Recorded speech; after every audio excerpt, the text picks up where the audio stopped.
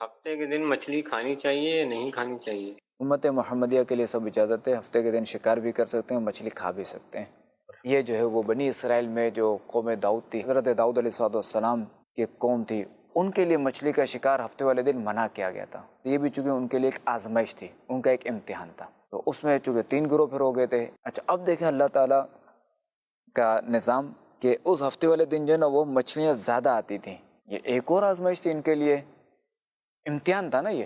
تو اب وہ کیا کرتے، وہ گڑھے کھود لیتے تھے، گڑھا اس طرح کا کہ جو ہے وہ مچھلی جب آ جائے نا اندر، اب وہ گڑھے میں پھنس جائے، اس طرح وہ گڑھے کھود کر وہ رکھ لیتے تھے۔ تو اب بعض لوگوں نے ان کو سمجھایا کہ اس طرح مت کرو، یہ بھی شکار ہی ہے ایک طرح سے۔ یہ جو تم جو کہہ رہے ہو نا ہم شکار نہیں کر، ہم پکڑنے ہے تو شکار، آپ نے اس کا راستہ تو روک دیا، شکار تو کر لیا، ایک طرح سے پکڑ تو لیا۔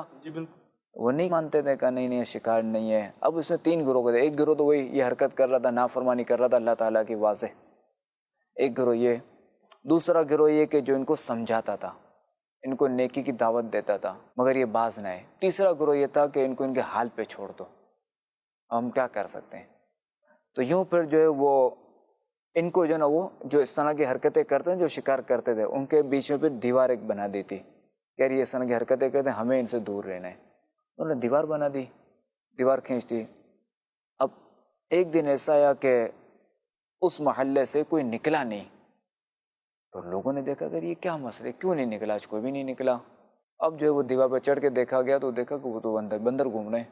تو پھر یہ جب اندر داخل ہوئے یہ لوگ، تو اب یہ لوگ تو نہیں پہچان لیتے جو صحیح تھے، البتہ جو بندر کی صورت میں یہ پہچان لیتے، جو بندر ہو گئے تھے، جو مسخ ہو گئے تھے، وہ پہچان لیتے اپنے رشتہ داروں کو، اور ان کو سونگتے تھے اور روتے تھے، کیونکہ زبان تو ان کی بند ہو گئی تھی، گونگ ہو گئی تھی۔ وہ ہے کہ وہ یہی اظہار کر رہے ہوں گے کہ کاش ہم لوگ تمہاری بات مان لیتے، ہم یہ حرکت نہ کرتے۔ پھر 3 دن وہ زندہ رہے، پھر مر گئے وہ۔